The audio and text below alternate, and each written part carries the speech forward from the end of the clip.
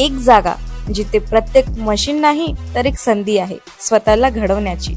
ही जागा म्हणजे Chhajed fitness club, Rahuri factory मधील सर्वात विश्वसनीय आणि हायटेक जिम। महिलांसाठी स्वतंत्र batches and trainers, 100% safe and positive environment, AC सह पूर्ण सुविधा असलेली जिम, hi-tech equipments, full body workout साठी योग्य। तर यायचं कुठे आहे? Chhajed fitness club, Tarabad road, Rahuri factory. आवाज जनतेचा, लढा सर्वसामान्य जनतेच्या न्याय व हक्कांसाठी। श्रीरामपूर विधानसभा मतदारसंघातील देवळाली प्रवरा परिसरासह सुमारे 32 गावात अतिवृष्टीमुळे शेतकऱ्यांच्या अतोनात नुकसान झालंय। पावसामुळे पिकं पाण्याखाली गेले, शेतकऱ्यांच्या हातच्या पिकाचं स्वप्न अक्षरशः वाहून गेलंय। आमदार हेमंत ओगले यांनी संबंधित महसूल आणि कृषी विभागाच्या अधिकाऱ्यांशी चर्चा करत शेतकऱ्यांचे झालेलं नुकसान लक्षात घेता सरसकट पंचनामे करण्याच्या तातडीच्या सूचना देण्यात आल्या। त्यांनी सांगितलं त्या दृष्टीने विभागाकडून पंचनाम्याची प्रक्रिया युद्धपातळीवर सुरू असल्याची माहिती त्यांनी दिली।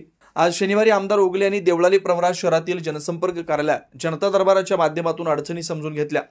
यावेळी जिल्हा बँकेचे संचालक करण ससानी, माजी सभापती सचिन गुजार आदी उपस्थित होते। आमदार ओगले म्हणाले, शेतकऱ्यांवर संकट कोसळलंय, त्यांच्या पाठीशी शासनाने ठामपणे उभं राहणं आवश्यक आहे।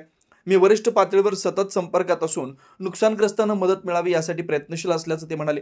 यावेळी देवळाली प्रवरा येथील अचल अनिलराव तोडमल हिची महाराष्ट्र शासनाच्या समाज कल्याण विभागात अधिकारीपदी तर राहुरी फॅक्टरी येथील आरिफ पठाण यांची मुंबई कारागृह पोलीसपदी निवड झाल्याबद्दल आमदार ओगले यांच्या हस्ते सन्मान करण्यात आला।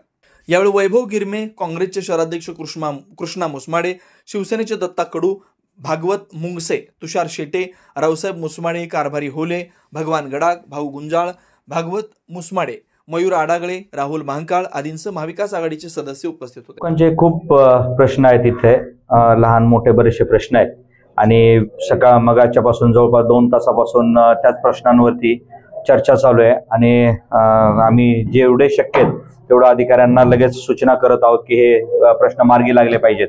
मग तो येणाऱ्या काळामध्ये आम्ही जसं सांगितलं की प्रत्येक शनिवारी आम्ही इथे येऊन लोकांच्या अडीअडचणी समजून घेणार आहोत, त्याप्रमाणे आतापासून आम्ही सुरुवात केलेली आहे आणि प्रत्येक शनिवारी आम्ही इथं असणार आहोत। कारण शेवटी लोकांनी दिलेल्या आशीर्वादावरती आम्ही निवडून आलेलो आहोत, म्हणून येणाऱ्या प्रत्येक शनिवारपासून लोकांचे प्रश्न जाणून घेण्यासाठी आणि त्यांच्या अडीअडचणी सोडवण्यासाठी आम्ही देवळाली या कार्यालयामध्ये पूर्ण वेळ असणार आहोत। अतिवृष्टीमुळे अनेक ठिकाणी नुकसान झाले। आत्ताच मी प्रांत अधिकारी असतील, तहसील अधिकारी असतील आणि कृषी अधिकारी यांचे संपर्क साधला आहे। त्यांचे संबंधित अधिकारी या ठिकाणी येऊन गेलेले आहेत आणि आम्ही त्यांना सूचना केलेल्या आहेत की काही असो 100% पीक पंचनामे झाले पाहिजेत।